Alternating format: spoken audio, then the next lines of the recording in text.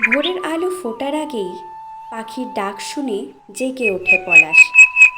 সে গ্রামের ছেলে, বয়স 14।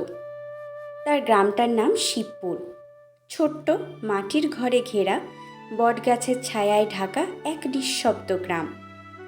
পলাশের বাবা হরিপদ মণ্ডল একজন চাষি, মা মাটির চুলায় রান্না করে, আর দুই ছোট ভাই বোন স্কুলে পড়ে। পলাশও পড়ে অষ্টম শ্রেণীতে, কিন্তু স্কুলে যাওয়া তার কাছে শুধু পড়াশোনার বিষয় না। সে স্কুলে যায় কারণ ওখানে তার স্বপ্নগুলো ডানা মেলে। শিক্ষক মৃণাল স্যার তার ভীষণ প্রিয়, যিনি বলেন, তুমি যদি ইচ্ছা করো এই গ্রামের বাইরেও তোমার জায়গা আছে পলাশ। কিন্তু বাস্তবতা কঠিন।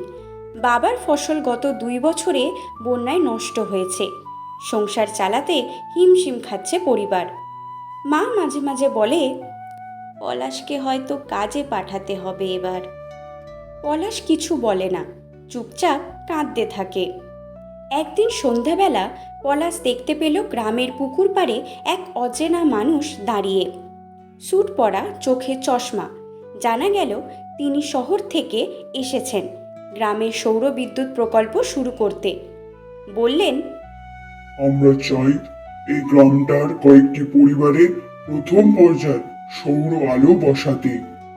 পলাশ দৌড়ে গিয়ে বলল, স্যার, আমি সাহায্য করতে পারি। আমি বিদ্যুৎ না জানলেও শিখতে চাই। মানুষটা হেসে বলল, তুমি আগ্রহী? তাহলে এসো, কাল থেকে আমাদের সঙ্গে কাজ করো। পলাশ সকালবেলা উঠে কাজ শেখা শুরু করলো।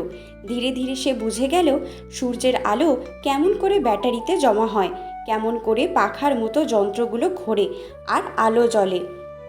1 মাসের মধ্যে সে গ্রামের 10টি ঘরে সৌর আলো বসাতে সাহায্য করলো। তার নিজের ঘরেও প্রথমবারের মতো বিদ্যুৎ এলো। মা অবাক হয়ে বলল, এত আলো পলাশ, এটা তোরই কাজ? পলাশ মাথা নেড়ে হাসল।